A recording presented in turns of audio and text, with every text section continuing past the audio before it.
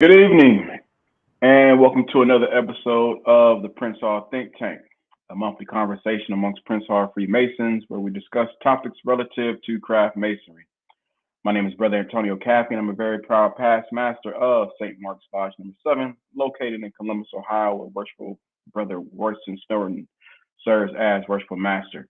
Our lodge was chartered in the year 1852 by the Most Worshipful Prince Hall Grand Lodge of Ohio, where currently the Honorable Robert Estelle serves as Most Worshipful Grand Master. Before I let the other brothers and our special guests introduce themselves, I would like to state that the views and opinions that are expressed by us this evening in no way reflect the views and opinions of the Grand Lodges and lodges in which we hold membership in. Also, if you have any questions, as always, please feel free to post them on our Facebook page or by using the chat option on our YouTube page. And if we have time at the end of the conversation, we'll do our best to get to them. Speaking of YouTube, while you're there, go ahead and click that like and subscribe button so that you can stay up to date with all things Think Tank. At this time, I'll let the brothers introduce themselves, starting with Brother Jack. Good evening, everyone. Brother Damian Jack, proud past master of Paul Drayton Lodge number 7 here in Charlotte, North Carolina, where Worshipful Brother Malcolm McClendon serves as our Worshipful Master. Our lodge is a constituent lodge under the auspices of the Most Worshipful Prince Hall Grand Lodge of North Carolina, where the Honorable Daniel L. D.T. Thompson serves as our 24th Most Worshipful Grand Master. It's an honor and pleasure to be with you this evening. Welcome to this new season, and we're looking forward to this great show as we kick off this new season. Thank you, Brother Morgan. Good evening, everyone. My name is James R. Morgan III. I'm a proud past master of Corinthian Lodge number 18, where Worshipful Brother H. Donovan Colding serves as our Worshipful Master. My lodge operates under the auspices of the Most Worshipful Prince Hall Grand Lodge of the District of Columbia, where I have the honor of serving as Worshipful Grand Historian and Archivist. Our Most Worshipful Grand Master is none other than the Honorable Anthony B. Corbett. And as always, I'm so thrilled to be here for the Prince Hall Think Tank. 10 years running now. Here we go. We are 10 years running. The Prince Hall Think Tank is getting ready to go to middle school, y'all, and I'm just so glad to be here with everybody. I see my good friends here, and welcome to our special guests. I'm so excited to be here, and thank you all for the birthday wishes. As y'all know, I celebrated a birthday on Tuesday, so I'm just so thankful for all of you. Thank you. Thank you. And at this time, we'll let our special guests introduce themselves, starting with our most worshipful past Grand Master.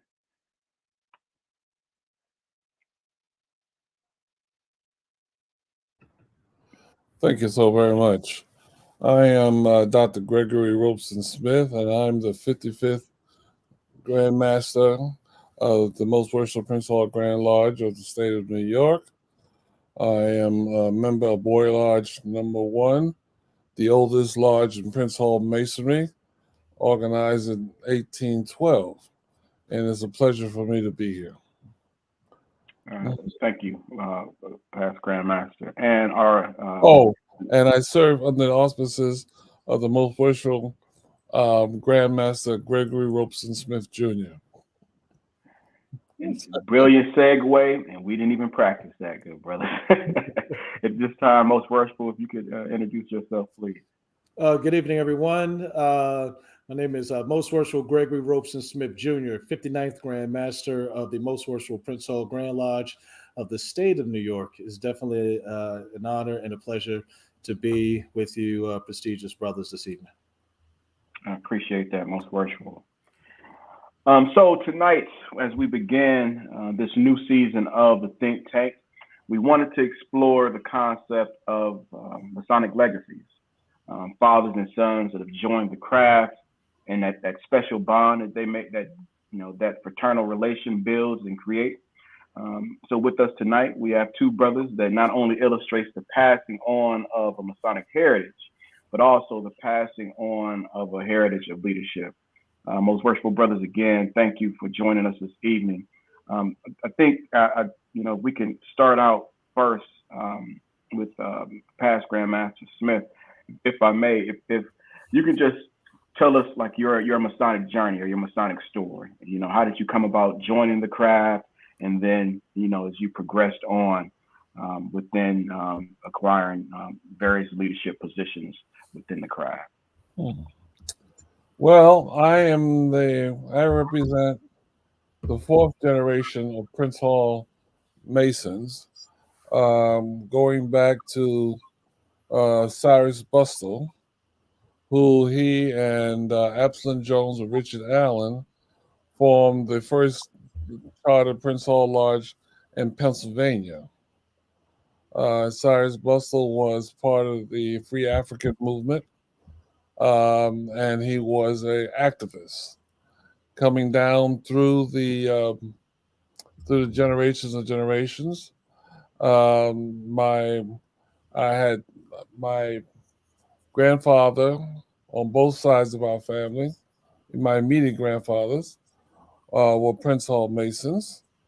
Matter of fact, my one grandfather, my father's father, was a member of the Grand Lodge of Pennsylvania, and my mother's grandfather was a member of Boy Lodge Number One in New York City. And I joined the craft in 1976. And I purposely, because I was curious, because my grandfather in Philadelphia used to have this little black case. And every once in a while, he'd grab that case and go down to 17th and Diamond to a meeting. I didn't know what 17th and Diamond was until later. That was the Grand Lodge of Pennsylvania. And my other grandfather, who was a member of the lodge in Boy Lodge, where we had Y.T. Walker and Adam Clayton Powell Jr. and all them, was a member here. And I was in New York City at the time, and I was a little curious at what was going on over there.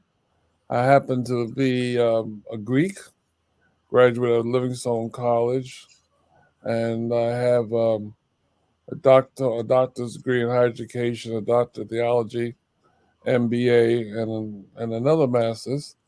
But I saw something a little different, and I happen to be a member of Omega Psi Phi fraternity. I need to say that so that I can put something in context. And those who are members of the fraternities understand they are social institutions, but there was something a little different about this group called Masonry. Done a little homework and understood where they were and what they had accomplished over the years, and I was a little curious. So anyway, I joined Boyer Lodge Number One, which was my grandfather's lodge. One of my grandparents, my mother's father, who was a member of Boyer Lodge, had passed away in 1963. But my father's father was still living. Matter of fact, he was living with us when I joined in 1976. So I joined as an apprentice, of course, and went through all the chairs and so forth and so forth.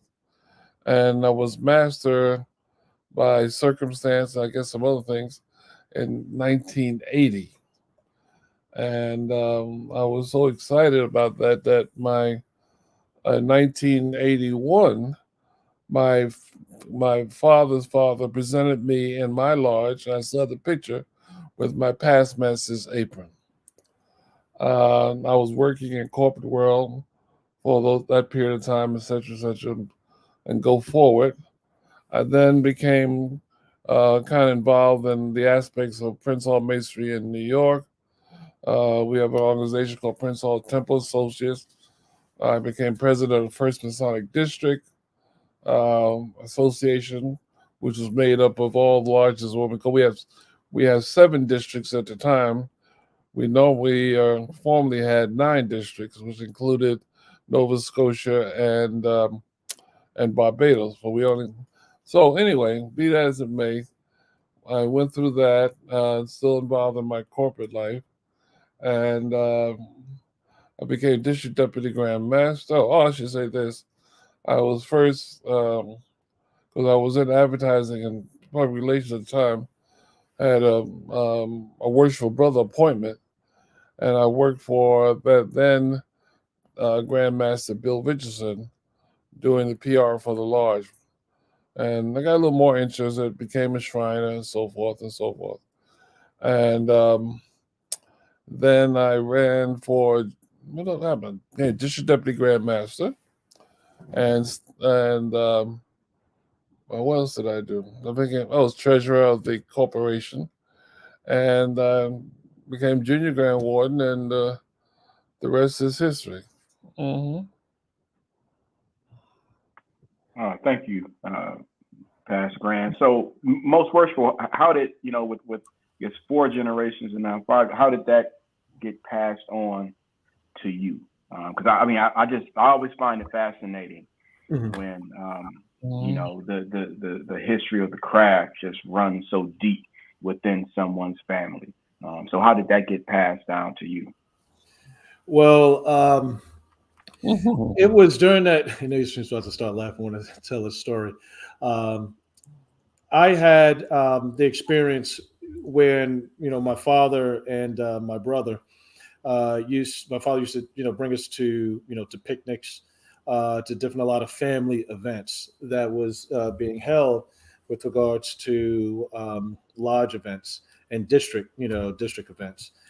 At that time, that's when was exposed to brothers, Eastern Stars, and their family members. Just having a great time and interacting, with them. It was, during that time running through the halls of the Grand East at 454 West 155th Street, I used to see, like I said, the different columns, pictures, things of that sort. And when you're talking about in around 1978, 79, kind of looking at that age, you have you're curious. As a child, you're curious, you're looking at different things. And you get exposed to different things. Because also, too, at that time, we were very active, which we are still active now, in the Harlem Day Parade. Because during that time, the Harlem Day Parade, my father, as well as other brothers and sisters and other concordant independent bodies, used to march in the Harlem Day Parade. Right. So I would see, the sashes, the aprons, the fezzes, you name it, and the display units in terms of with regard to the shrine. That kind of, had that, curiosity, for me. And it was one day, which still sticks to me now, is that I would, go to my parents' room. It's like, 9 years old. And I'm reaching up.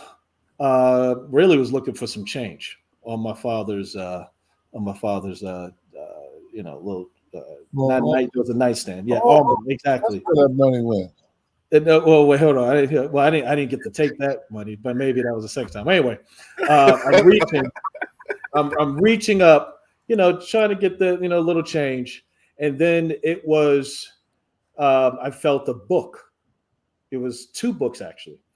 So I reached up and took both books, down. The first book I opened up happened to be, because I saw on the first page, matter of fact, on the cover, it was a shield, right? It was an escutcheon, right? It was a shield. So I'm looking and I'm like, what's this? I open it up and I'm looking, oh, okay. I can read a little bit, what I could, and then I closed that up. Then it was another thick, dark blue book.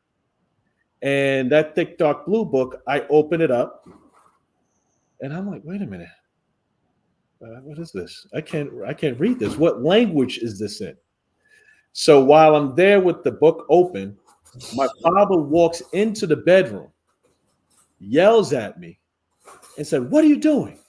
Runs over to me and slaps my hand and the books out of my hand and told me, "Don't you ever, ever read those books or touch those books." So, of course, that left an impression on me, right? So I'm like, okay, what are these 2 books? I know one I can possibly, read a little bit. The other one I didn't understand a thing.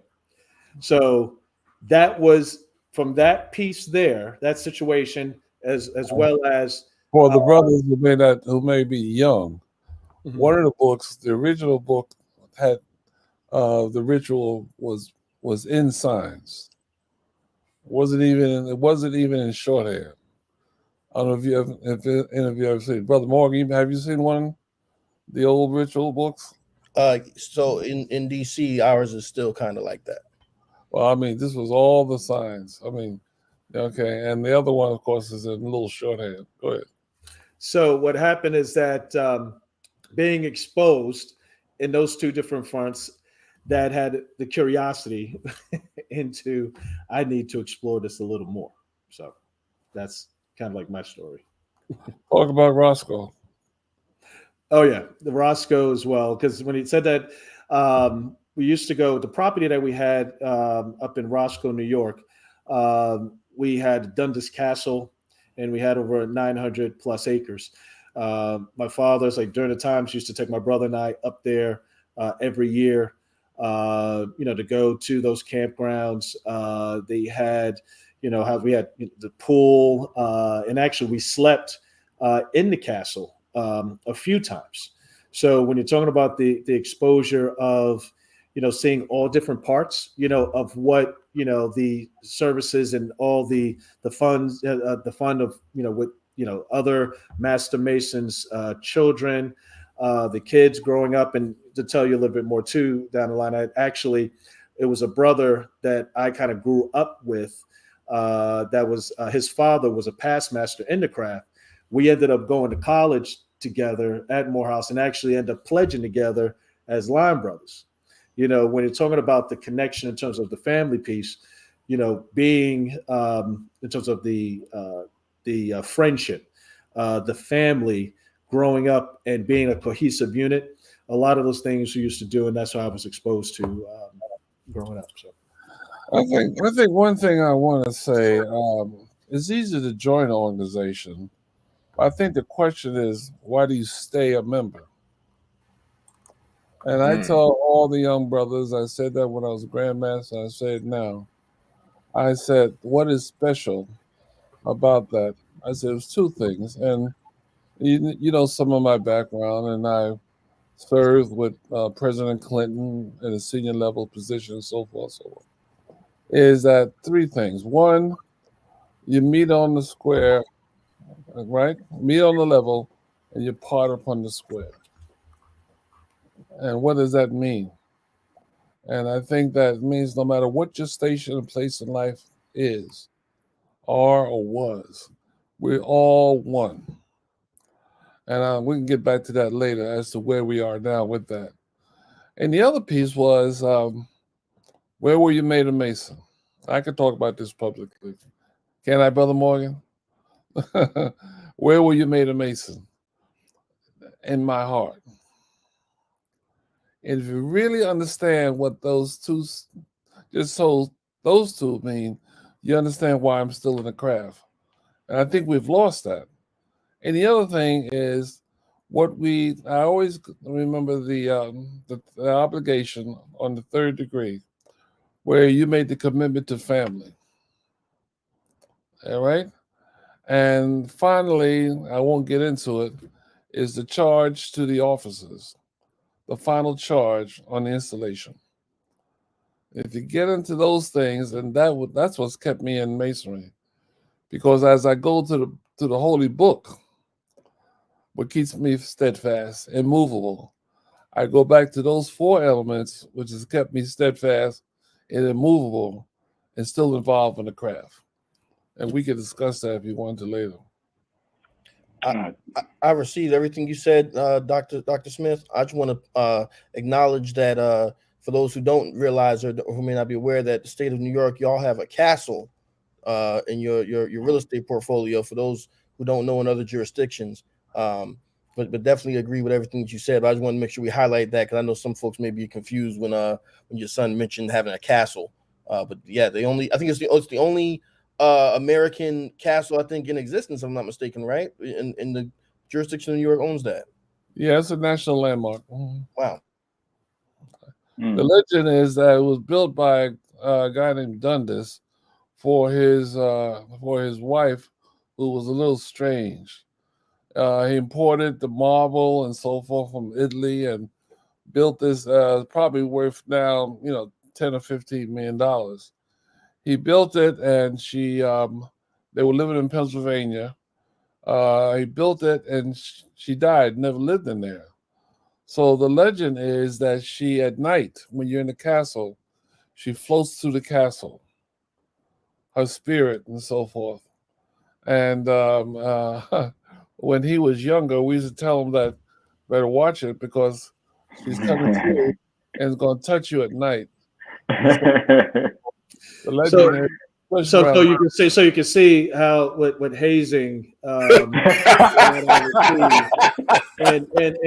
scars that forcing that story, right? And of course, most worshipful Prince Hall Grand Lodge New York is a non-hazing organization. Of course. That is correct. That is correct. Yeah. Hey, but I tell you what. Soon as he says spirit, yep, won't be going there. Right. And there's a river that runs next to it that's called the Beaverkill, which is the second best trout stream in the country. And you can sit at night and hear the water running down the river, and the wind, and the trees blowing. All right. So around October, a lot of folks don't want to go there. So basically, what I'm hearing is I can call my friend, the Grandmaster of New York, and borrow those keys for a weekend if I might need those around like Valentine's Day. Got it. So, past Grandmaster Smith, what was that? And I'm just gonna assume, and it may be a wrong assumption, but what was the conversation like? Was there a conversation when Most Worshipful Smith wanted to join the craft? I'm glad you brought that up because that's very interesting. I'm sitting in my lodge meeting, and I think I might have been out of town now I'm a past master already, right? I'm sitting in my lodge meeting. I might have been out of town for the previous meeting. When the petitions are requested, the petitioners requested and so forth. Maybe even too, because in New York, if you're going to request a petition, you got to bring their name forward, and it goes into communication. And if there's no exceptions, the next time it's granted, right? So I must have missed two back-to-back meetings. So I'm sitting in the lodge, and all of a sudden the investigating committee comes and reads this petition for this guy named Gregory Robeson Smith Jr. I said, what? Now you gotta remember, he was a youngster. I mean, you know what I mean, age, and he wasn't married then. He was still living in the house. I said, and I had no clue. And to the day his petition was read in open lodge for us to ballot on. Okay, no, actually we didn't ballot then. We balloted the next meeting. It was read, and he caught me off guard. We never had the conversation. No. See, I got to refresh your memory. We did have the conversation. We did have the conversation, and what happened is that you kept pushing me off because I kept asking. I said, "What's going on with the lodge? What's going on with the lodge?" I kept asking you probably a few times on that, and you said, "Wait." You said to me, "Wait," several times. Wait. You got to wait. Mm-hmm. And you kept pushing it off, which kind of irked me a little bit more. Now, I don't know how the petition got there. I'm just saying, I don't know. But no, I did not sign this petition. Huh? I did not sign this petition. I don't know who signed it either. I don't know. I just love the fact of how no matter how grown you get, you're always your parents' child. I just love it. But see, you can see that when he said looking like what the heck, because I know since what he said to me, and I know the reason why he said it, because the times that I did ask him, he also said to me that I'm not ready. He said, "You're not ready." And I'm like, why? Why I'm not ready? And he said, "You're just not ready." So that kind of also put my, of course, curiosity again.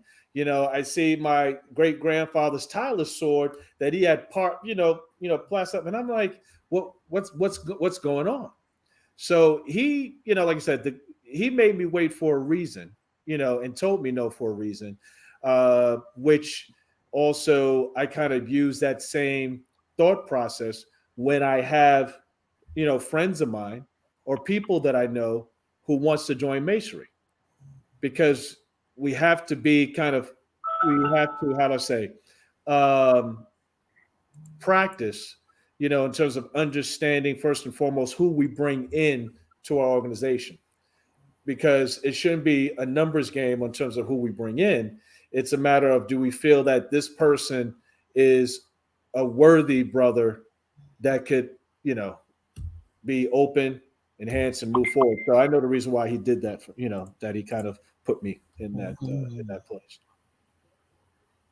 Yeah, and I can imagine too with that question, especially and most first you said it too. It's like you can have people ask that question that they may have some curiosity in joining the craft, or they they may want to join, and you have that sense that they may not be ready. You're not ready. Just wait. Wait. And then we've seen before. At least I've had an experience before where I've walked in, and similar to you, past Grant, like where I may have missed a couple meetings, and I walk in walk through the ante room during the degree night and look over and see someone waiting to receive the first degree. I'm like, hey, whoa, wait, how did when did all this happen? How did you how did this mysteriously happen? So I can only imagine that being even heightened when it's a family member, let alone your son. But how did that, once that was all said and done, what he's going through the degrees, how was that process for you, seeing your son add on to that legacy? Well, what I attempted to do, let me say this. He stood on his own 2 feet. I'm saying, I won't get into all the details because we're on public, but he made suitable proficiency. All right. If you understand what I'm saying. And I did have some discussion with him when he came in, what I felt, what it took, what it required to be a good Mason. It had nothing to be about being an officer, about being a good brother, and I also said to him, and I've always said to brothers, you need to be arrogant about Masonry. What do I mean? More being proud and be able to defend it, or what we are, whose we are, why we believe in what we do. And I was probably a little more progressive than some Masons. And if you look at my time of my service, I was a little more liberal in terms of, Mason. You can't be a Mason only in the lodge, brother-in-law. You understand what I'm saying? I was very serious about that, and how we can integrate and work with others, and we can get into that, because one of the things I'll just say about my philosophy, I always fought about the term clandestine. And if you heard what I said in the very beginning, what kept me in the lodge, where you first made a Mason, was very important to me. Because some people are coming in for form and fashion, But so we can talk about that later if you like. But and what it took, he got involved and got in the line, and boy large. Let me give you an example. When I was raised, the master appointed me junior master of ceremonies. I just started as a steward, right? You couldn't tell me nothing. I thought I was somebody. I was very proud. You follow my point? And boy, I mean, you started at the beginning, but I always use this example, is that how I got involved. And the same thing you see about my son. I never forget going to my first grand session. All right. And, I'm going with Gales and so forth. I didn't have to. And remember, I was in corporate America. And the Grand Master was a guy named Bill Richardson, who's a legend in Masonry. And they were discussing something. And I said, Grandmaster, sir, I didn't even say it right. I have a point of order. I have a point of order. He looked at me. He said, oh, Brother Smith, it's so good to see you in the Grand Lodge. But that is not recognized. Your Roberts is not recognized in a Grand Lodge session point of order. And matter of fact, you are the Junior Master Summers. Yes, sir. Well, really, you really don't have a right to the floor. But I'm so glad that you're here and enjoying, and you can go sit up in the balcony. Now you see my point. You see, he whipped me. I didn't even know I was being whipped, but it got me even more curious as to what the roles were. There was nothing bad about it. He came years later. He nominated me for Junior Grand Warden. To show you about that, but it was something about the camaraderie, the brotherhood, and the craft. And I think I got to talk about two highlights before we get into other things. The two highlights for me, family-wise, is that on my 25th anniversary as a past master, I installed my son as worshipful master in my lodge. And that was just the greatest thing that ever happened to me. I never thought about anything else. All right. Until the day he came to me and said to me that he wanted to run for Junior Grand Warden. He had been done some other things. He'll tell you about that. And we had a long conversation about it. But the other that made me that I still get emotional about it, and my wife is looking me straight in the eye right now, is when I installed him as Grandmaster. And installed him as Grandmaster. And that had never been done in the Grand Lodge. It was easy to nominate him, but it was difficult for me to get through the installation of installing him. And he made me very proud, and he earned it, and he's been an excellent Grandmaster during these last 3 years. Excellent. But another thing, let me say this. Another Right. thing, when he was worshipful master, when I was in the lodge, he was my worshipful master.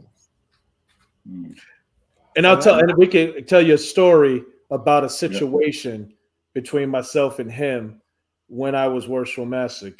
I know you probably got something real quick, but let me tell you the story. Go ahead. When I was worshipful master, it was that time of the year where we have to drop brothers from the rolls. Okay. There was brothers that were tardy on the rolls, and we couldn't continue to keep carrying, these brothers because, of course, per capita tax, Grand Lodge, so forth and so on. So my role, of course, as worship master, I have to think of the lodge first. So the four names that were on, and I won't mention these names, but these four Boyer brothers were very prominent in the community and the great state of New York, and just history altogether. I mean, when I say these big names, they are heavy hitters, because if I mentioned two of them, people know nationally two of these names. So my father, who he at the time was his first year as senior Grand Warden, and he first comes up because I'm ready to drop them, right? And have a motion, move to drop them. So my father comes up and says, "Worshipful Master," and he starts pointing his finger at me, right? I don't think that's a good idea. These brothers did a lot for this organization, and if you do that, he said, it is wrong. And then, of course, the side of me, the Greg Smith Jr., hardhead son, snapped, and I was like, I said, first and foremost, and I said, past Master Smith. When I said that, and let me say why you said that. I've never gone in my lodge as Grand Master. No, but you weren't Grand Master at the time. But hold on, let me finish the story. Hold on. So when I said past Master Smith, of course, other brothers were like, wait a minute, he's the Senior Grand Warden, right? Because I didn't say right worshipful or anything like that. I said past Master Smith. And when I said it, it's like, oh, this is going to be a little family spout, right? So I said to him, I said that I understand you said that they did a lot for this organization, but I challenged him and said, what did they do? You know, listen, I'm a Generation Xer. I grew up always asking why, right? You know, why? And I told them that if someone does not are not willing to pay for these brothers for their past dues, they will be dropped. And I had the gavel in my hand. It was about to gavel them. I said, so who's going to pay?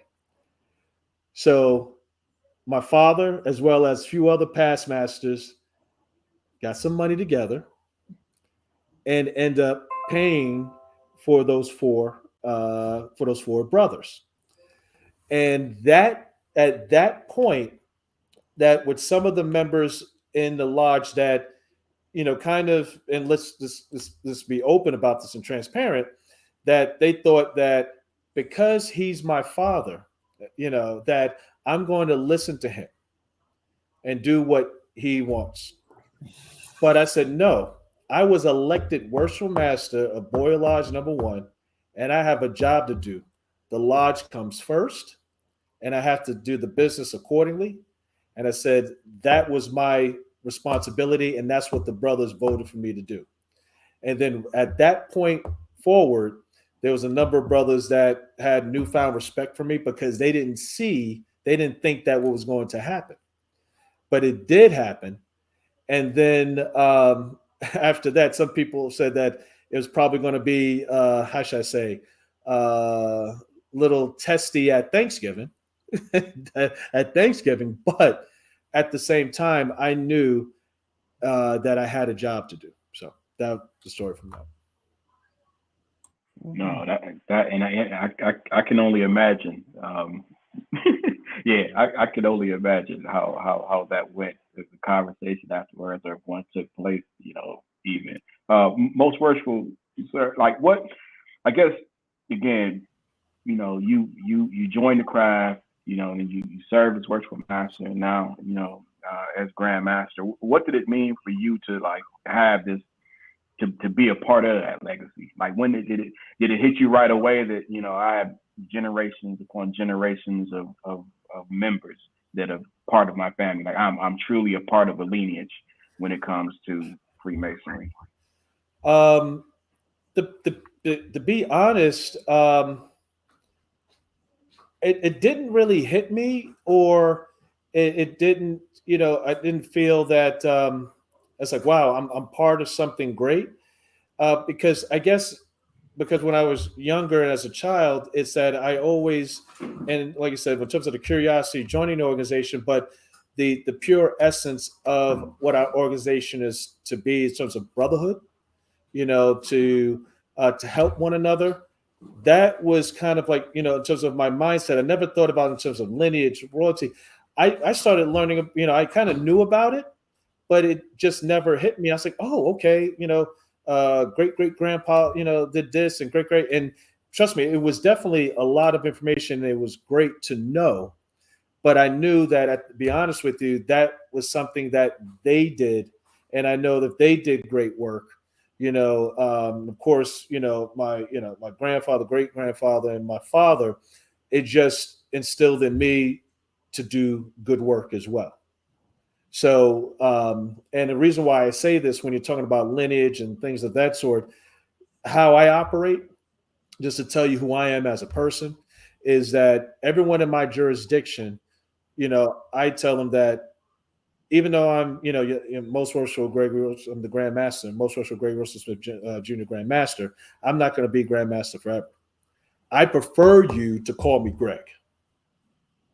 And the reason why I say that is that I look at it back to 1978 as that child, young in terms of how we're supposed to be as a family, because I'll be more connected to you when you call me Greg versus most worshipful. I understand in terms of, it's when you're in the lodge, open title, certain functions, I get that.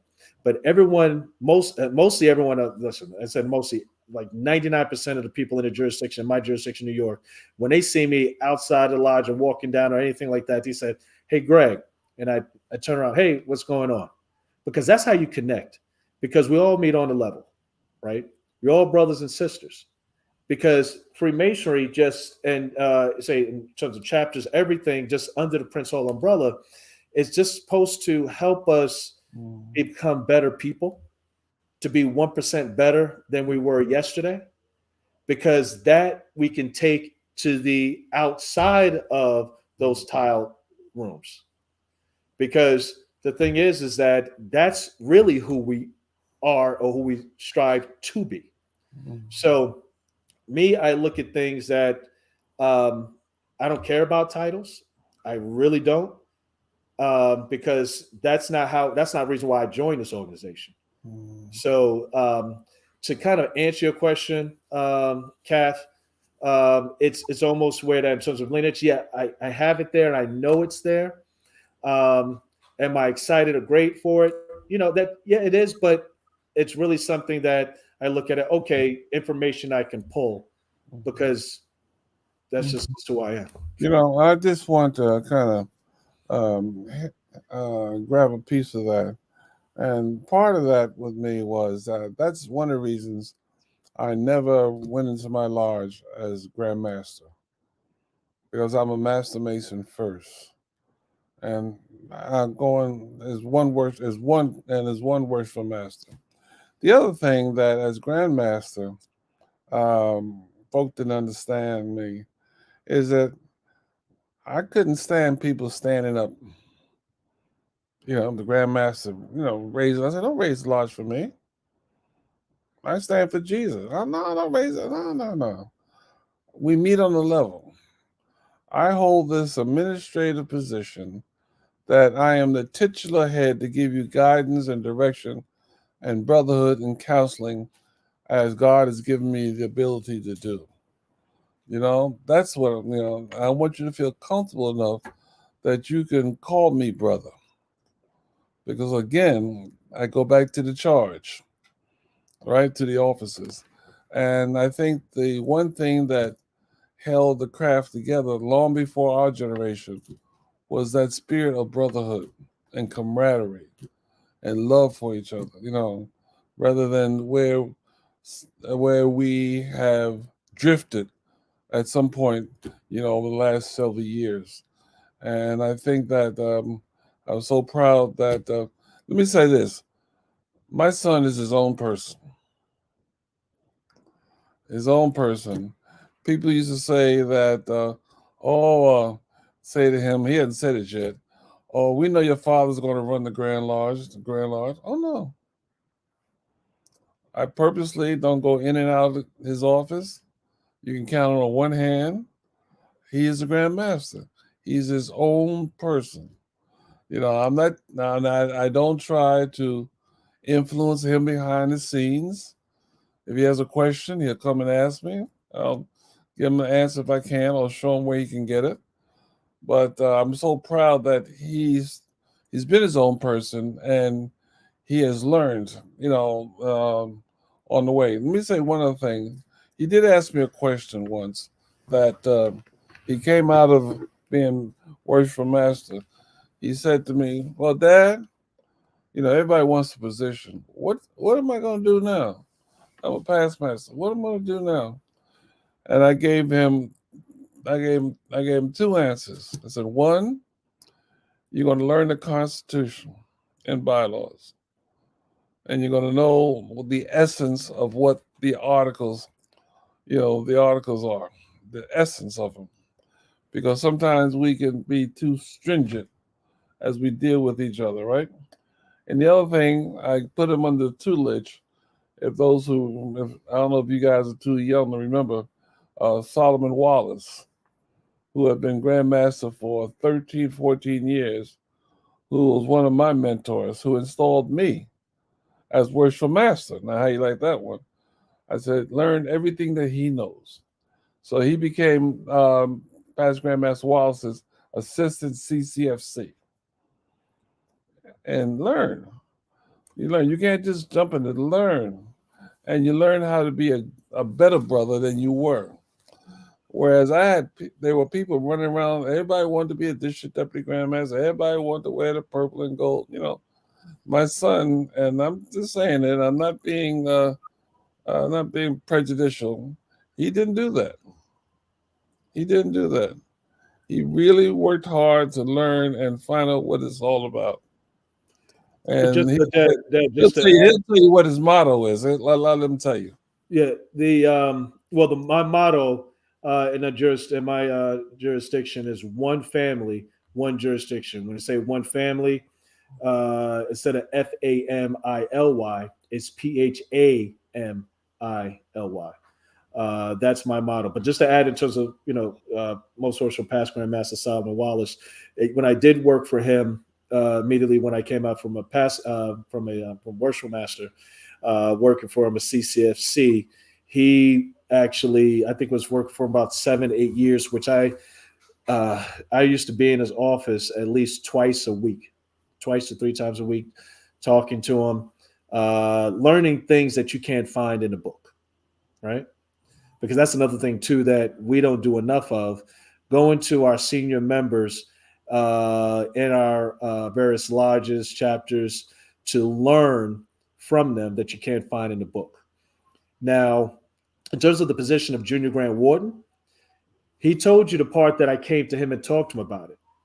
But it was Most Worshipful Past Grandmaster Solomon Wallace, because I was fine being assistant CCFC, and then he actually nominated and recommended me to be CCFC to succeed him, which at the time I did, and I was the first CCFC in Prince Hall that wasn't a past Grandmaster. So you see how Most Worshipful Past Grandmaster Solomon Wallace, he was a forward thinker.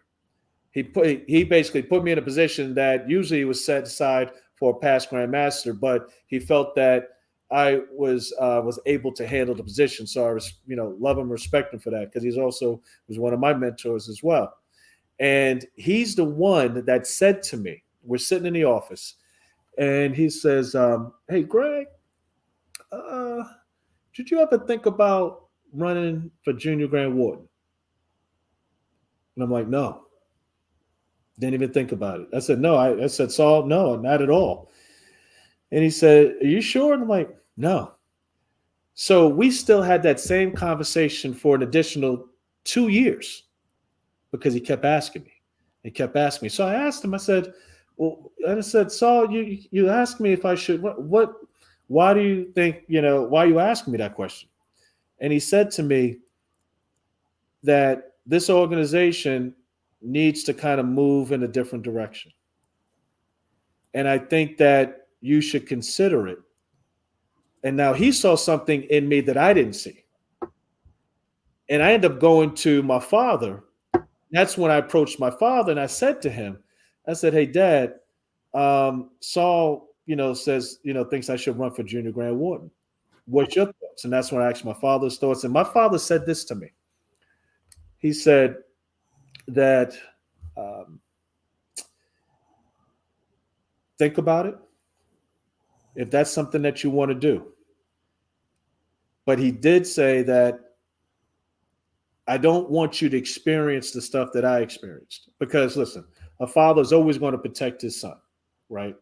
And since my father been there, done that, and the stuff that he had to deal with, he's kind of looking at, do I want my son to go through the things that I went through? So had another conversation with Saul, had another more conversation with my father. And I said, Dad, Dad, I talked to Saul again. I said, let's do this. And then, like I said, then the rest was history.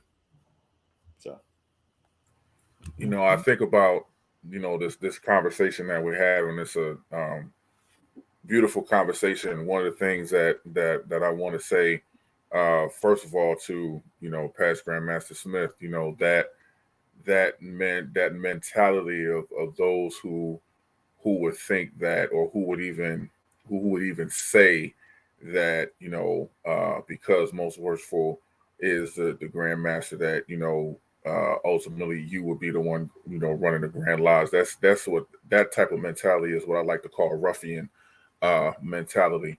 But to piggyback on the things that most worshipful that you talked about, and some of the things that that your father has taught you, my question to you is this. I think a lot of times, and I look at this with some of the brothers that I've mentored, particularly one brother who's currently serving as our district deputy.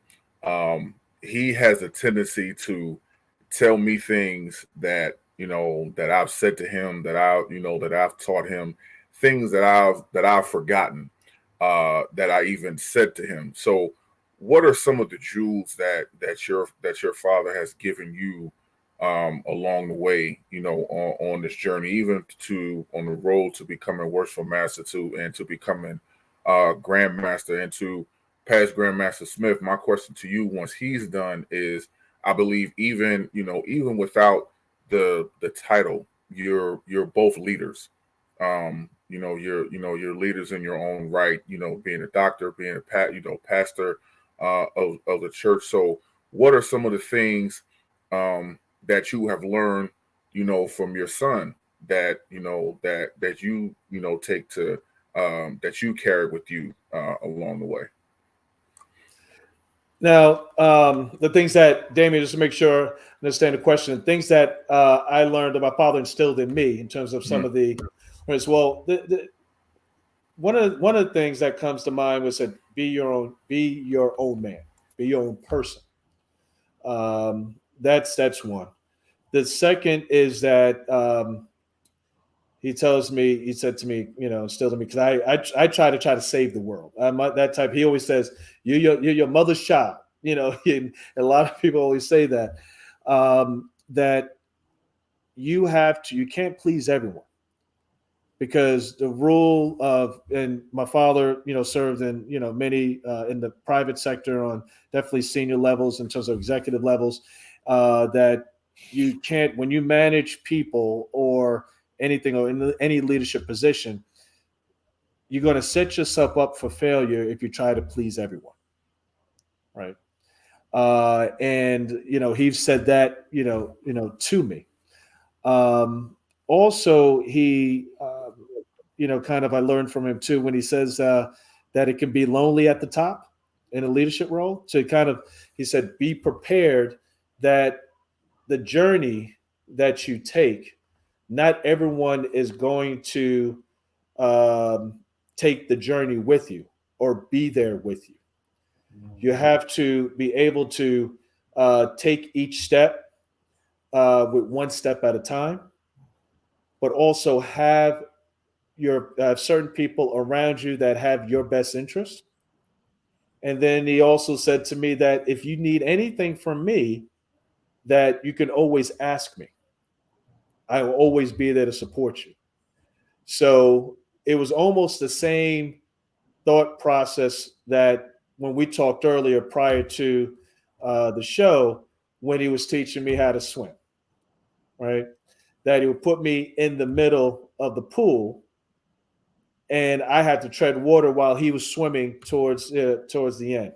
Now, one thing I know, that being nervous, that I don't know how to swim. I'm like 9 years old. I think matter of fact, I was younger than that.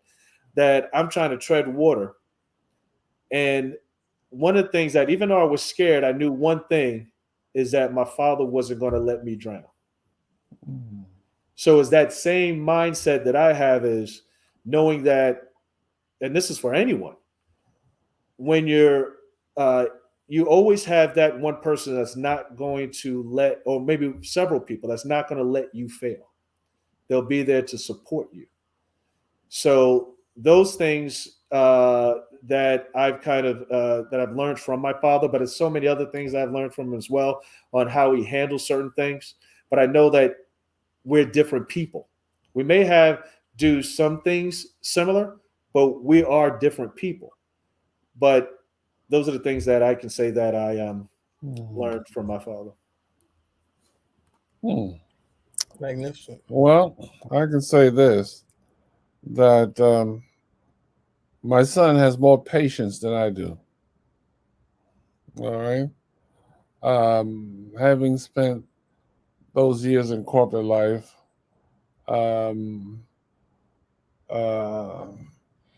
those let's see, Brother Morgan, you lived in New York City. You know what I'm saying.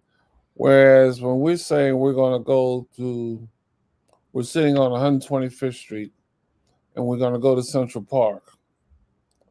Whereas most people are trying to say, okay, how are we going to get there? I'm already there. You follow my point? Right. And so, someone said to my first boss, our corporate world said to me, it's easy to identify the problem, but what's the solution? And having spent that corporate life, I get a little. I tended to get a little impatient. You know, but not so much lack of performance, lack of understanding, what people wanted to, and they could not see the forest for the trees. And he has helped me to remember from whence I've come, and continue to remind me that we meet on the level. All right, and that's not easy when you're trying to run an organization with 10,000 folk in it and so forth and so forth. And there's one issue after another after another. And so there have been times, and there's still times. He's a better negotiator than I am. All right. See, I know whose I am. You know, you understand what I'm saying? Who I am and who I belong to. But he's a better negotiator. He has more patience than I do. You know, he can, I hate to say it like this, he can pat you on the back and pick your pocket at the same time. Yeah, you understand what I'm saying? So that's where that money went. Yeah, huh? So that's where that money went. I was looking for. He has that ability about that to calm the seas and bring folk together, right? I had a tendency to become impatient. I still do it to a degree, right? On some things that he has me working on for him. And I say, come on, can't you see it? We got this. It's not about it. We got to do it. It's not about we can't. Find a way that we can. You understand what I'm saying? So he imparts that upon me. We've been in meetings where, and I won't say what meetings we've been in, but I blew my top. Right after we get off of Facebook, he calls me, calms me down. All right? So forth. And I'll say this because I don't know who's on. People are going to find out that he gives me certain signs. When I tend to get to a certain point, he'll give me a certain sign. Come on down, Dad. Slow it up, right? You know, and he'll get us through the quagmire, right? You follow my point? So so that's what he's given to me, and of course I have the utmost respect for him. But he has those qualities about himself that's demonstrated that. And I always say to folk to come to me, folk will say, well, you just like your dad. No, he's his own person. You know, he's his own person. I kid him, but he's like his mother. But he has developed a sense of camaraderie, personality. He can deal with some of the most difficult decisions. When those are the kind of decisions when you deal with people and their feelings and so forth. It's not easy. But he doesn't have the temperament that I had. I'm not saying my temperament is good either. I admit that. I admit my frailty. And he has helped me to understand that better. True indeed. So even though he's older than me. All right. So obviously, I mean, I just think it's fascinating that we have like a father and son that both serve, served as Grandmaster and currently serving as Grandmaster. But as we all know, we do have with the rich history of Prince Hall Freemasonry. We've had other fathers and sons that have served in this position before. And James, I think you have some information for us on that. Yes, I do. So I wanted to just talk just really briefly with you all. Let me see if I can share my screen. Hold on one second. You all should be able to see my slideshow. Is that right? Yes. Yep. Excellent. I just wanted to give some brief historical background to the family legacy that the two Grandmaster Smiths have. It really is part and parcel of the history of Prince Hall Masonry. I actually learned something tonight in that I didn't realize that you all went all the way back to Cyrus Bustle. So that's a whole nother conversation, right? We literally have this whole idea of father and son and legacy being passed down throughout the generations. And so I just wanted to take some time to talk about a couple of other instances where this has occurred. The first would be with John J. Smith and Hamilton Smith. John J. Smith served as Grand Master of the jurisdiction of Massachusetts, was a barber. John J. Smith, who you see in this image here next to his son, he actually was the last living member of the original African Lodge number 459. So it's very possible he could have met, even though he was in Massachusetts, he traveled to California. It's very possible he may have sat in lodge at one point with Cyrus Bustle, with Grandmaster Smith's ancestor.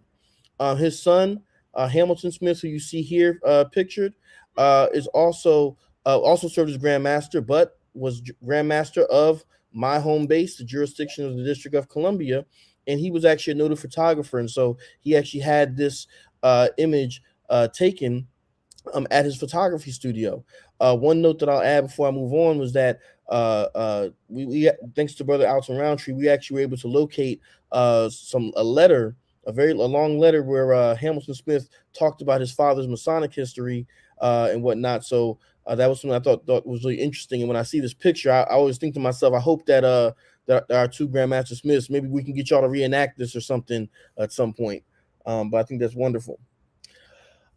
This one right here probably takes the cake. This is the Louisiana legacy of past Grandmaster John G. Lewis Sr., his son Scott A. Lewis, and his younger son, past Grandmaster John G. Lewis Jr. I think this is maybe, to my knowledge, this may be the only instant where we had not only did the father serve as Grandmaster, he had two sons serve as Grandmaster, but also his sons actually served in his Grand Lodge line in Louisiana. So you had 3/4 of a century, the Lewis family was running things in Prince Hall Masonry in the jurisdiction of Louisiana. And as many of us know, past Grandmaster John G. Lewis Jr. actually served as Sovereign Grand Commander of the United Supreme Council, Southern Jurisdiction of the Ancient and Accepted Scottish Rite. I will add in here, just as a point of privilege, my personal opinion, if you ever get a chance to read some of the speeches by past Grandmaster John G. Lewis Sr., I would argue he may well have been one of the most eloquent writers that Prince Hall Masonry has produced. His words when he talked about how he had to rebuild the Grand Lodge membership in the early 1900s and how he had to travel across the state, on horse and buggy to try to go and resurrect some of the lodges that had fallen on hard times. It's heart-wrenching to read about what he's talking about, especially during the Jim Crow days. But then we always have to think about, this was a man who was married, who had young children at home, to include his two sons, and that's time away from family. And I'm sure that both of our guests can attest to that, the sacrifice that they have to make for family. Also, we had the two Alexanders, Alexander Clark and Alexander G. Clark, another father and son pair. Past Grandmaster Alexander Clark Sr. actually served as Grandmaster of the jurisdiction of Missouri and then later for Iowa. And then his son Alexander G. Clark served as Grandmaster for the jurisdiction of Iowa as well, following in his father's footsteps. Again, just a powerful legacy of Prince Hall Masonry being passed down in families, and not just the legacy, but also the leadership component, which I think is really important. So as we arrive to today, to what I call the tri-state trinity of one of the earlier generations from this same family, none other than the late great Paul Robeson. Paul Robeson, the athlete, the actor, the alpha, the film star. I mean, this man was an activist in every single way. And really, we need to do more work to kind of to make sure we preserve his legacy, not only in Prince Hall Masonry, but in our general African American history. And of course, our two guests here tonight, the Reverend Dr. Gregory Robeson Smith Sr. and our current Most Worshipful Grand Master Gregory Robeson Smith Jr. You two, in my opinion, as a historian of our great fraternity, you really are the representation of some of the best of what the Prince Hall Masonic legacy has to offer us. And I personally want to thank you both for the times that we've spent together. We've had a chance to break bread on many occasions and whatnot. I think, I'm the only one here that I was actually present when Grandmaster Smith Jr. was installed. I was out in the audience, and I can tell you, even from being, in the nosebleed section of your grand session, the feeling of history and the joy that I felt from a father to install his son as a grand master, it touched me to be able to witness that. So I can only imagine how it felt for you all being on that stage when we were there.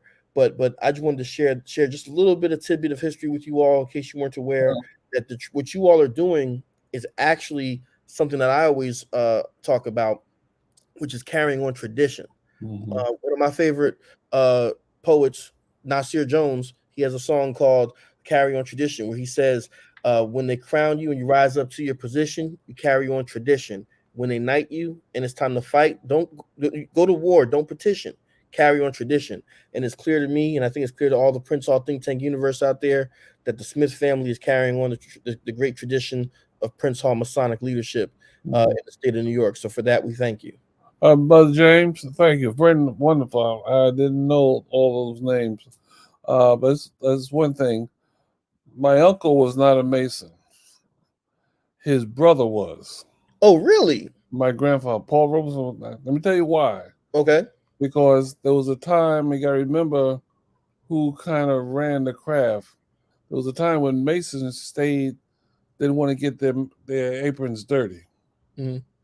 I'm talking about when we talk about the lynching, and we talk about long before the Martin Luther Kings. They're talking about the 30s and 40s, right? And there was some very serious. So he was never made. It was his brother Benjamin who was the Mason, not Paul. So what that means is I'm gonna have to go and argue with somebody about one of these books that I have on my shelf that lists him as such. But thank you. I know that I've seen a book with his name, and he was not. It was Benjamin. Got it. Conklin Mopson. Now the other person you left off of there, I don't think you did inadvertently, was Damien's past Grand Master, who's a very close friend of mine and a frat brother, Toby Fitch. Toby Fitch's father was Grand Master, although he passed away 30 days after he was installed. Yes. But I was sitting in the lodge in Grand Session when Toby was nominated off the floor to be Grand Master. But that's a father-son also. I don't know if isn't that right, Damien? Yes, sir. Yes, sir. You are correct. Also, I want to add to that, if I'm not mistaken, Wisconsin, you have Most Worshipful past Grand Master Micah E. Tharp, right? Served as Grand Master 2016 to 2018. I think he was the 31st Grand Master, and I believe his father, Marshall E. Tharp, 1994 to 1998. That's right. The 24th Grand Master. Yeah, I knew his father. Yeah. Okay. Yep. So you got Marshall E. Tharp and Micah E. Tharp, his son, Grand Masters, Wisconsin. Well, I did not know about the Tharps, so I thank you for that bit of wisdom. And as far as Grandmaster Fitch in North Carolina goes, if he's watching somewhere, blame my head, not my heart. Wasn't trying to capture everybody, but wanted to just show that this is not what the Smiths are doing in New York is nothing new. It's carrying on a tradition. But I thank you for adding on those links, and we'll make sure that we drop that information in the chat for anyone who wants to continue to do some more research on that. As a 7th generation Prince Hall Mason myself, we don't have any. Well, I have 2 grandmasters that are distant cousins, but none in my direct line. But to see you all to take these helm of leadership and to literally see with my own eyes a father install a son as grandmaster. I mean, how many brothers or sisters, for that matter, can say that they have witnessed something like that? Maybe a few out there, but it's not as common as we might like. So I'm just in awe of both of you in this time, and to be able to call Gregory Robeson Smith Jr. not only my personal friend, but the Grand Master who made me an honorary member of the jurisdiction of New York. Man, I mean that's history right there. I'm gonna tell my grandkids about this day. I promise you. And let me tell you, James, it was when we talked about when my father, was installing me in terms of how impactful that moment was. Let me tell you, I'm kneeling, my hand and everything on the Bible while I'm taking the obligation while he's installing me. I couldn't look up at him. I had to keep my head down because I knew if I looked up at him that I was going to start boo-hooing, because he was already boo-hooing. Okay. He was, every other word, I know he's shaking his head. Every other word he was crying. And I can hear it. And I was holding, trust me, inside. I wanted to burst because I, start crying myself because in terms of just tears of joy, because it was more like, no, I should say tears. It was more like seeing, hearing him and seeing him crying, that because I know how, he felt about it and how, just that time in that moment, like I was just like this, I said, don't cry, don't cry, don't cry, don't cry, don't cry, don't cry. So don't do it because, but yeah, that was just something. It was something. Oh, trust me, most worshipful sir. We on this phone here, we got images now. So what you can do is you can hit that Prince Hall Think Tank Cash App if you never want those videos, but we can talk about that offline. Okay. Black live show. That's hard. Right. I just want to say that what we are doing here tonight, this the brotherhood, we need more of this because this is what the brotherhood is all about, and I think that I'm not saying I'm old as dirt, but we get away from that. And that was a great part of the joy in my heart to be able to call people brothers. You know what I'm saying? It was just that kind of, but we have to figure out how to do this and how we can discard the animosity. I tried to, a couple of years ago, to bring the Imperial Potentate and Grandmaster together. I won't say who they were. And a past Imperial Potentate who was also past Grandmaster to mediate certain situation. Because when the final analysis, we're brothers. We're brothers. And, we can't let who we are, we call the Blue House, sink. There's something about that I hold sacred, the obligation. And I think we've let this outer world, the superfluities of the outer world taken. We're not a social organization like a frat. I tell those that all the time, we're a brother. That's closer than, and I got, listen, I'm a 46, I'm a 53-year member of Omega Psi Phi, right? But I have a closer bond, with my brothers in the craft. Then it's a different kind of bond. You know what I'm saying?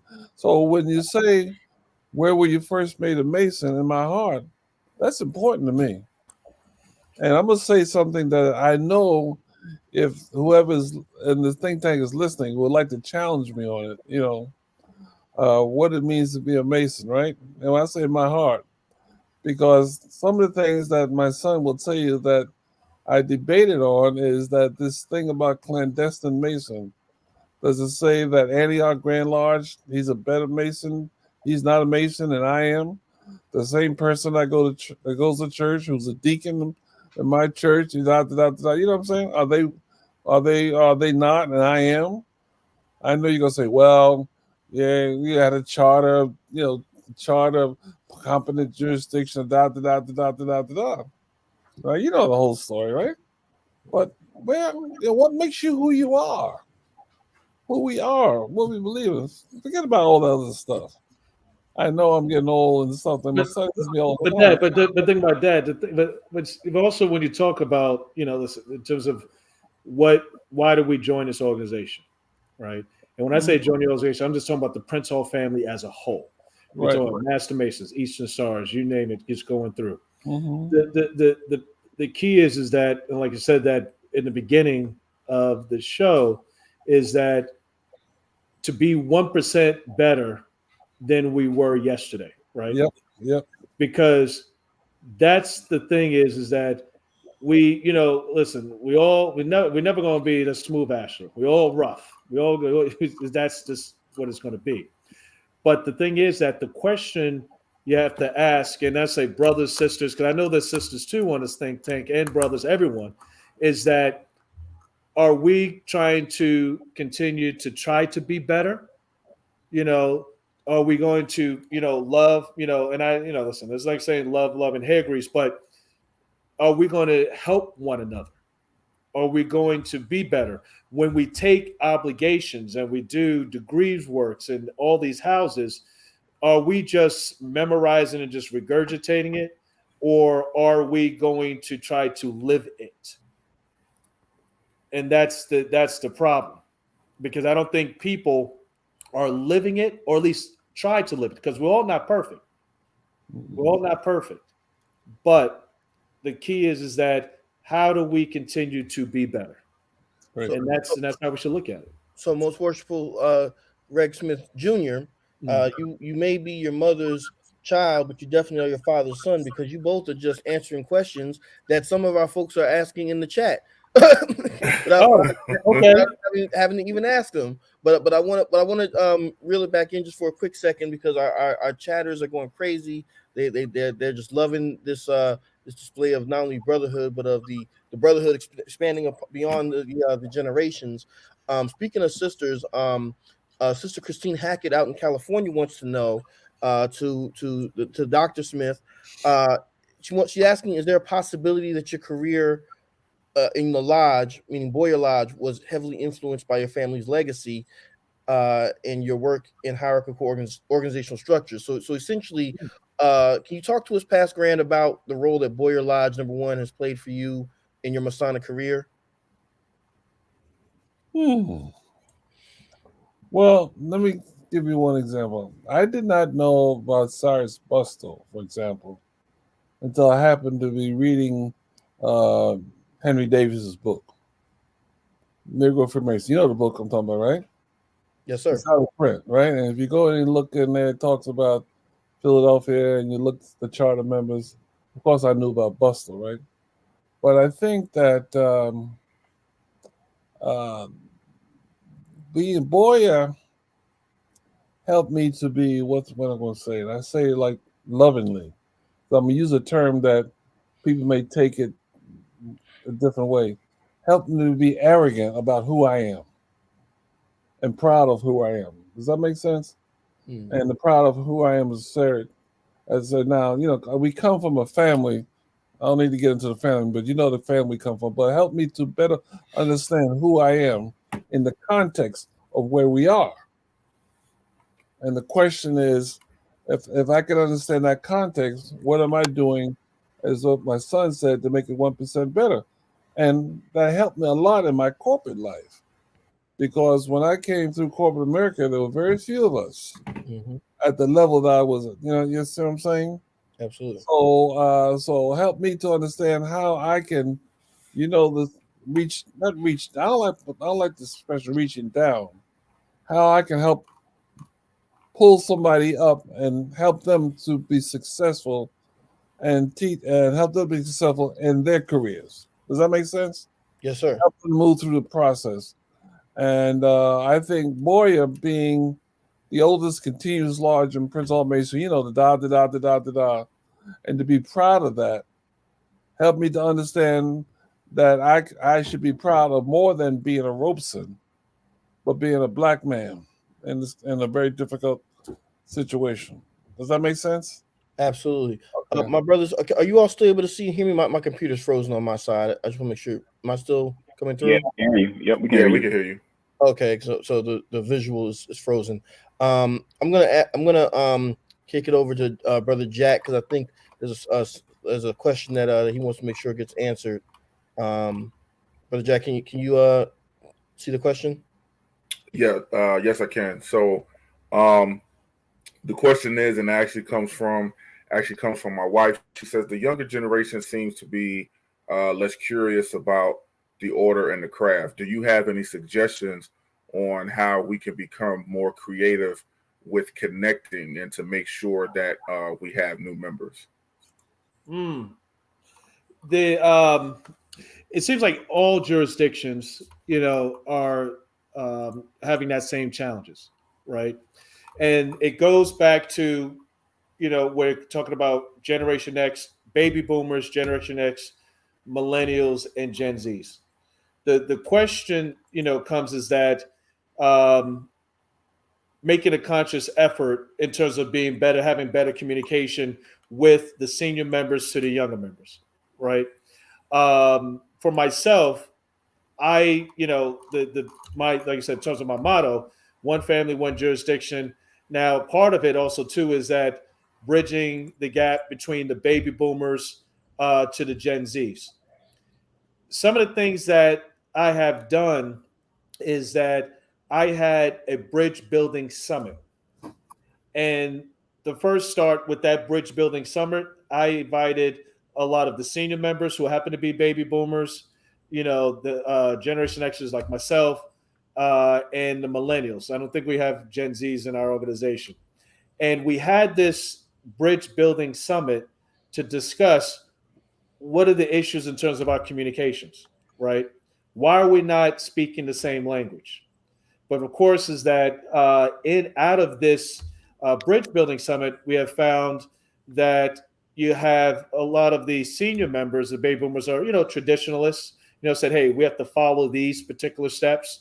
But then you have the Generation Xers, who kind of understand or raised by baby boomers to kind of say, hey, we need to move kind of a little bit, and to be forward thinking. And then you have the millennials that giving their support and their ideas on how they view the world. We were able to come up with points from that meeting to find, in terms of creative ideas, where we said, what do you need? What are you looking for out of this organization? And out of that, some of the brothers talk about networking. The younger brothers say, we want to be able to network. Some other brothers say, we want community service. So, and some of the senior members said, we want to make sure that we preserve, our history, our traditions. So what I decided to do is that I said, okay, I took some of the younger brothers to put on some projects to do what they need to, for them, for their ideas and so forth and so on. And we were able to get a couple of things I had on my trestle board to kind of these ideas as created where doing, community service, having a job bank, having more in terms of communication with regards to having younger members in leadership roles and charging the senior members to train and teach to put in their respective lodges our younger members in leadership roles. So once I charge all those different things, it's kind of helping move into the direction. Not saying that it's going to, how should I put it, answer all the questions. But the one major piece that you find when it's talking about creative ideas for retention wise, really it all boils down to communication. how are we going to be able to speak the same language? And I think once you get that together and have everyone together on that bridge building summit, you'll have so many different ideas that will probably respecting things from your respective jurisdictions that you want to do, because each jurisdiction is different, is sovereign. You have different issues.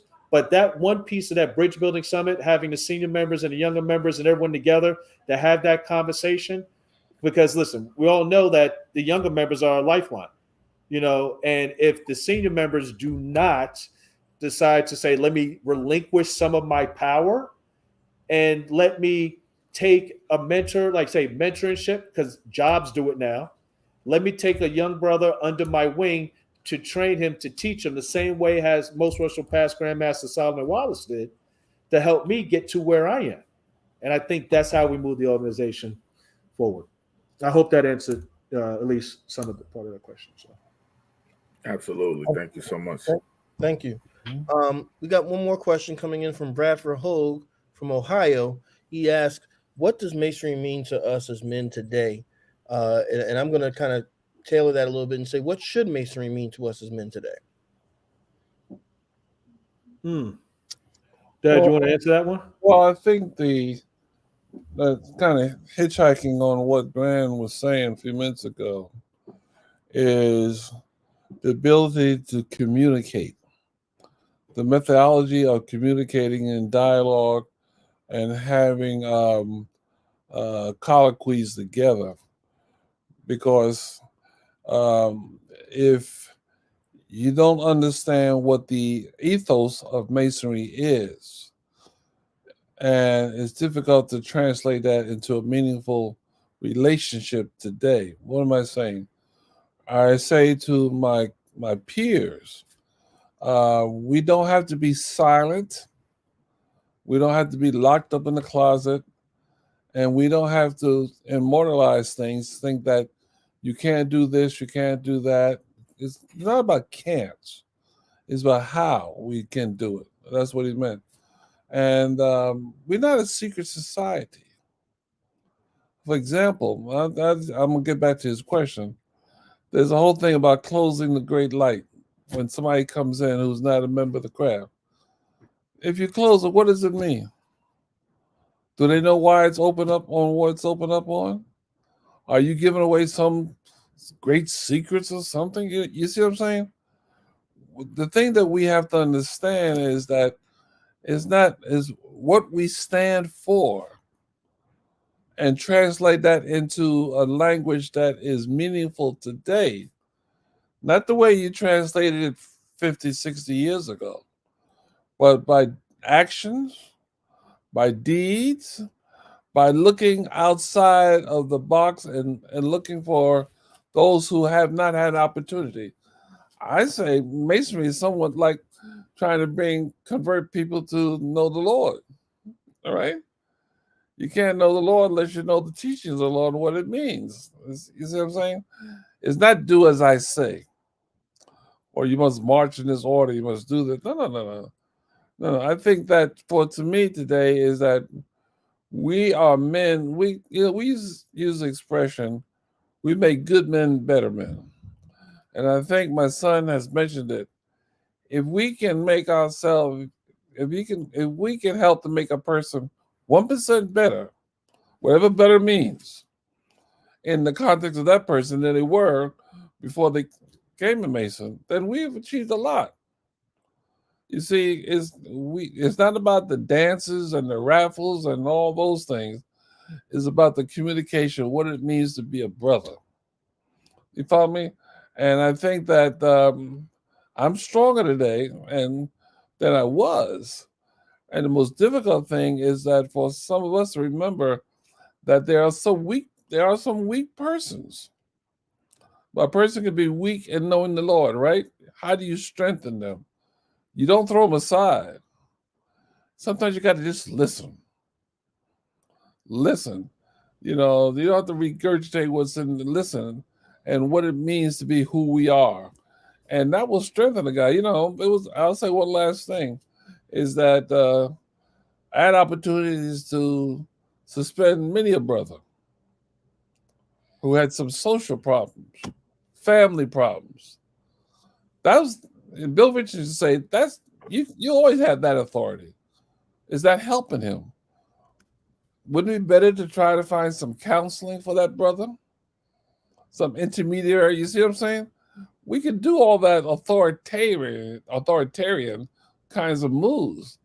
But hey, sometimes we just gotta call a brother up and say, how you doing? Don't let them sit out there by themselves. And we don't know. And so that they feel comfortable enough to share something with you that they won't share with something else. So I think that's where we are today. And I think that we are getting better in terms of communicating who we are to those who are not members of our organization, both men and women, that, yes, Black lives do matter. We're involved voter registration, things like that, and how to improve the quality of life among our communities. I think, I talk about all the time what we did in New York, and I'll give Saul Wallace the credit for it. We built under his administration 100 units of senior affordable housing. We did that. And of course, the northern jurisdiction of the Scottish Rite did the same thing. What are we doing? What are we doing? Those things that help people the quality of life. And I think that's what I think we're stronger today, because we moved in that direction. I know I kind of rambled a lot. I hope I answered the brother's question. Absolutely. Well, we got one final question. I'm going to kind of merge two of them, one from the chat and one that was sent. One comes from, I believe, your own George Allen. And I'm going to kind of merge these two questions. So the question essentially is, how has membership in the Divine Nine, I know that we've got 2 alphas and 3 omegas on here tonight, membership in Divine Nine, Black Greek letter organizations, as well as the AME Zion Church, impacted your Masonic careers. And I want to note that the Divine Nine aspect of this question comes from Most Worshipful Past Grand Master Thomas Hughes of my home state, the great state of New Jersey, your neighbor just to the south. And so that's the question essentially, is how has those memberships, impacted your experiences in Masonry, impacted your membership, the membership overall? Do you see any conflicts, particularly with the Divine Nine aspect? What say you, Most Worshipful? Well, with me, that I joined the Omega Psi Phi fraternity, first, right? Spring '91, side chapter, Morehouse College, and then that was in '91, and I was raised in '98, right? Master Mason '98. It hasn't affected me personally. It hasn't affected me at all, because how I looked at it is that, I had an Omega, being in, an Omega and D9, it's that, I learned this information. Masonry as being kind of like the mother of all fraternities, that it was additional knowledge and information that I personally was searching for, that I said, okay, let me find out how far the rabbit hole goes, right? And because I can look at both organizations separately, I've always have.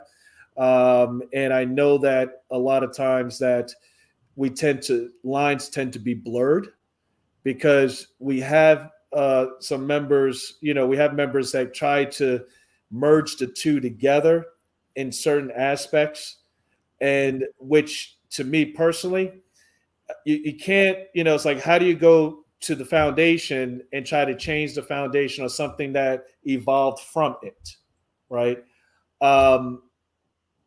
With regards to hurting it, I think that if you have lodges and chapters in the Masonic and Prince Hall, if you have issues there, the question is, you have to kind of ask, okay, why are people leaving for, going to joining D9? Now they might have, everyone probably always wanted to join, a Greek letter organization. But then also too is that since we're all part of Greek letter organizations, we know in terms of the structure and things that they have to offer.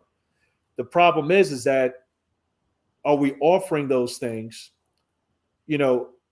in the craft. If we're not offering things, just any programs, and we talk about social action programs, community service, networking, all these things that really technically that we should be offering in Freemasonry, or, like I said, years ago, we didn't have it, but that's talking about evolving. Because when we don't give stuff to people that help them become better, they're going to search for something else. If it's not D9, it's someone else that's going to help them kind of move forward. For me personally, it's like I have the two separated, where that I try, and I said that for me personally, it hasn't affected me because I'm looking at more from a knowledge perspective, what I can get from it. But then also too is that in my position now, I say I try to be forward thinking in Masonry, what I can do to retain my members. That's my answer to that. I'll try to be brief. On the church side, it helped me to what has helped me to be able to understand people. If you understand what I'm saying, helps me to know he ain't heavy, he's my brother. And how to in the church you're trying to win people for, if you're a Christian, win people for Christ. You're trying to get them through troubled times and so forth and issues.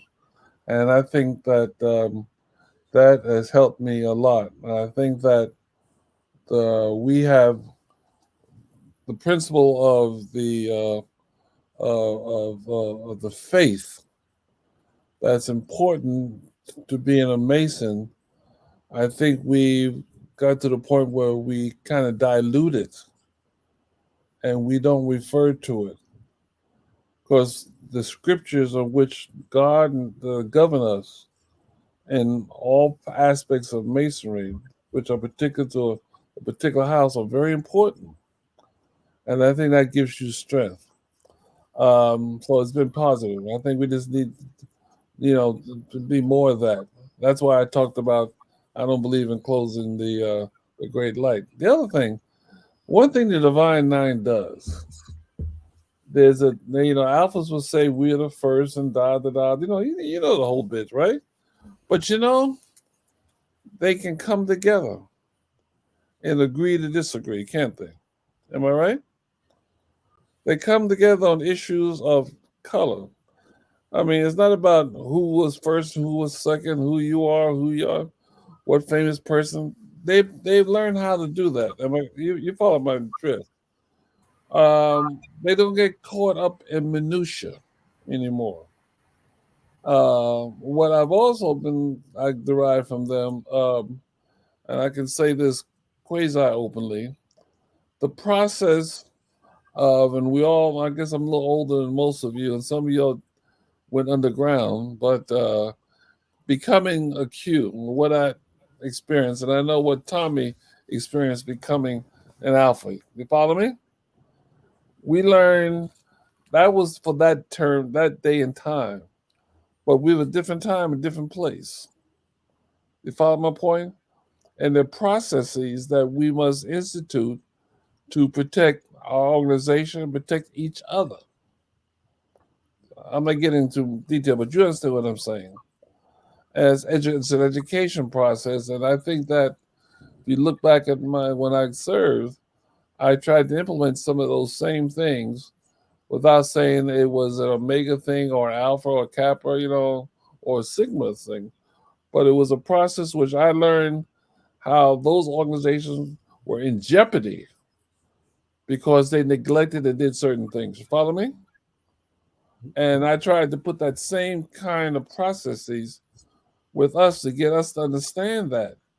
Just because we did that 30 years ago, it doesn't mean you have to do it the same way now. It was the reasoning behind it. You follow my point? Mm-hmm. You know what I'm saying, right? Oh, just because you went through it, you don't put the next guy through it. Because most of the folks that doing it don't know why it was doing it. Of course, past Grandmaster Hughes, who's a great ritualist, understands exactly what I'm saying. So I think that's important. But the harmony of the Divine Nine, I hope that some of us who are in positions who are moving up, and past Grandmaster Hughes, and soon to be Imperial Potentate, can bring us together as a family, a Prince Hall family. And we can do something with our differences. You know, what is perception, what is fact is different. But we need to come together. We need to come together. And I say that all the time. And I won't get into detail, but you guys know what I'm talking about. Absolutely. So I'm better for it. Mm-hmm. Thank you. Brother Caffey? Yep. All right, brother. So again, we just want to thank everyone, for joining us this evening. We're about to go to our closing remarks, and we'll start with past Grandmaster Smith. Any closing remarks that you may have for us this evening? Well, I close with, and everybody knows me, knows my favorite scripture, and it took me time to understand it. Proverbs 3:7. In all thy ways acknowledge him, and he will direct your paths. Thank you, Lean not to thy own understanding, but in all thy ways acknowledge him, and he shall direct your path. True indeed. Most Worshipful, do you have any closing remarks for us, sir? Just wanted to say that I enjoyed definitely this forum and the show. I'm glad that we didn't get too personal things, or my father said anything that might embarrass me. So I'm kind of happy we didn't have that happen. But definitely enjoyed this, and thank you, Brother Caffey, Brother Morgan, and Brother Jack, for allowing us to share our story. And then for everyone that's listening, that's watching, be 1% better than you were yesterday. Amen. Thank you. Indeed. Thank you, Most Worshipful, sir. Brother Morgan, any parting remarks for us this evening? Again, I just want to thank our two most worshipful Brother Smiths for blessing us with their time and their energy and their wisdom this evening. I cannot stress enough how proud I am of both of you, but especially of Greg Smith Jr., because I actually got to see your progression. Grandmaster Smith Sr. was Grandmaster of New York when I joined Masonry. So very, very proud of you, sir. And, look forward to supporting you in your future endeavors. Again, I just want to highlight the fact that this episode, if I'm not mistaken, actually marks 10 years of the Prince Hall think tank. We started this show going back almost 10 years ago. Is it 10? Is it 9 or 10 years? I'm trying to remember now. 9, I believe. It was 9 started in 2015. Let me correct myself. 9 years of the Prince Hall think tank going strong. So I guess we got to get ready for 10 years this time next year. But I'm just so thrilled now to be here, and I just think about all the times that we spent sitting here, discussing with various guests and various topics. I remember when we started this show, I was just senior warden of my lodge. Now I'm a past master, past command chief. I just became a past high priest, and and the other brothers have gone on and done some amazing things. And I think it's in part due to the fact that we all have individually had our own guides, whether it be our own fathers, past Grandmaster Smith himself, or others, or such as past Grandmaster Hughes for myself. So I'm just blessed to be here, and I just thank both of you so much. I'm looking forward to coming back up to New York, my second home outside of the state of New Jersey. So I'm looking forward to seeing you all really soon. Thank you, Brother Morgan. Brother Jack. First and foremost, to past Grandmaster Smith and most worshipful Smith, thank you. And I always do this to the audience, but I want to do this to you. Thank you for the greatest gift that you could bestow upon us, which is your time, because that is something that you cannot get back. Thank you for the gems that you have dropped this evening. It has been amazing, outstanding, just to see the camaraderie and the relationship between you two is amazing, and this is what family is all about, and this is what we try to emulate within the Masonic family as well. I want to give a quick shout out to a good brother and friend of mine who was also a legacy, Brother Anthony Truesdale. who is currently serving as Worshipful Master of Shiloh Lodge number 53, the most worshipful Prince Hall Grand Lodge in New Jersey. As I said, he's currently serving as Worshipful Master. His father, grandfather, and great uncle were members of Shiloh 53, and his father and great uncle also served as Worshipful Master as he's doing now. So he is a continuing the legacy. So I want to give a shout out to him, and I definitely have to say that thank you to Past Master Raymond Smith for making me an honorary member. I got to put that out there before he says something. To the audience, thank you for riding with us for 9 years.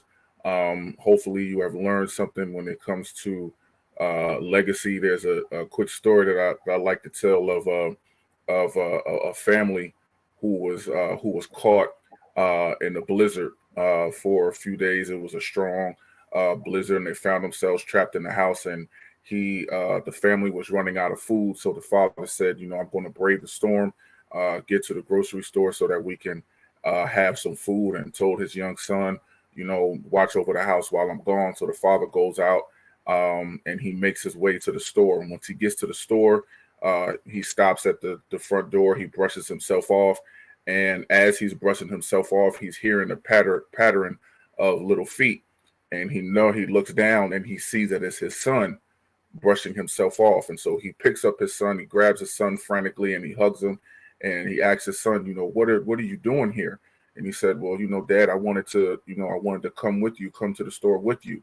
He said, well, how did you get here? And he said, well, Dad, I just followed your footsteps. And so, the dad cried, because he knew that if those footsteps went into the wrong way, not only would something have happened to him, that something would have happened to his son as well. So just understand that the footsteps that you're leaving, someone is following those footsteps, and we are looking at the footsteps of generations of Robesons and Smith, on this show today. So thank you for the footsteps that you continue to leave. So once again, to the audience, thank you so much, and looking forward to a great season. Until next time, continue to be blessed. I find it ironic that the one night we have New York representing strong, Dave Gillarm is not here. I don't think Dave is a real Knicks fan. Grandmaster, not a real Knicks fan at all. We cannot have a think tank without talking about the Knicks, and he's not here. He's probably out there training. But I will say, and I would be remiss to my friend, to my brother and friend, Most Worshipful Smith. Thank you for bestowing the honor of honorary membership to the jurisdiction of New York. Many know that Harlem is where I was born and raised. Harlem is always going to be my home, so I'm definitely appreciative of that honor that you bestowed upon me. I love you for that. Thank you so much. Yeah, as am I. Thank you. Thank you, brothers. Once again, we'd like to thank our special guests, past Grandmaster Smith and Most Worshipful Smith, for being on with us this evening. Thanks again to our audience. As Brother James has said,